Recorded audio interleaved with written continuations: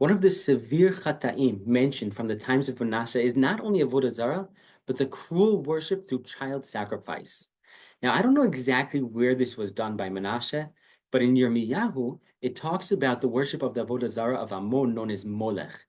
That was served in this way, where they took the children and they passed them through fire. This took place here by Gei Ben Hinnom, the area that I'm looking out over now from Tanakh Hill in Yerushalayim. Wherever it was in this area and in general, it's a terrible practice. But in the area of Yerushalayim, it has perhaps an additional sting to it when you think of our geographic history right here. We're so close to that place where Avram Avinu brought his own son Yitzchak and put him on the Mizbeach. Menashe may even have done it in that same place for all we know. Can you imagine Avram Avinu, the Ish Chesed, the one who, so to speak, found Hashem, and he didn't hesitate to follow him, destroying his father's idols, washing his guests' feet because they worshipped the dust, fighting off of avodah zarah his whole life, and bringing his own son as a sacrifice? What would the world say? He's going against everything he always preached to others. But he followed Hashem's word, whether he understood it or not, without hesitation. How confusing it must have been. How his heart ached. But he didn't even stall. Then at the last minute, as he raises the knife above him, it all becomes clear. The point perhaps wasn't as much putting Yitzchak on the Mizbeach, but taking him off. The clear message to the whole world that will echo throughout history. This is not what the creator of the world wants from us. Hashem cherishes life. Don't serve him through death and murder. We're willing to give our lives for what we believe in, but we long to live our lives what we believe in instead.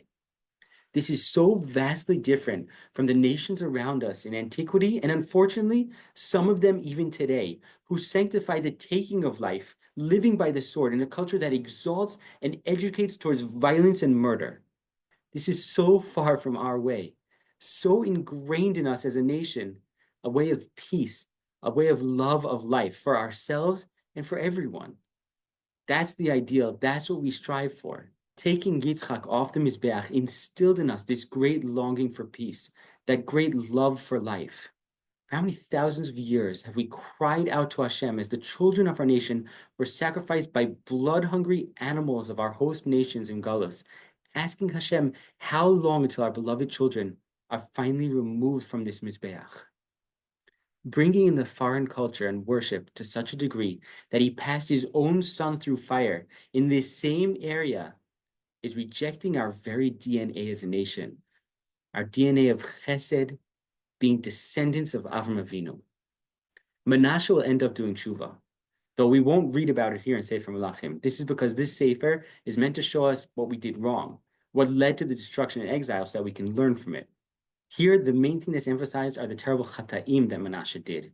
And again, a leader is, in a sense, a reflection of the nation. May it be Hashem's will that as soon as possible, Yitzchak should finally be taken off the Mizbeach. We should no longer, Chalila, have to sacrifice children of our nation for other people's corrupt worship, ideals, beliefs, and way of life.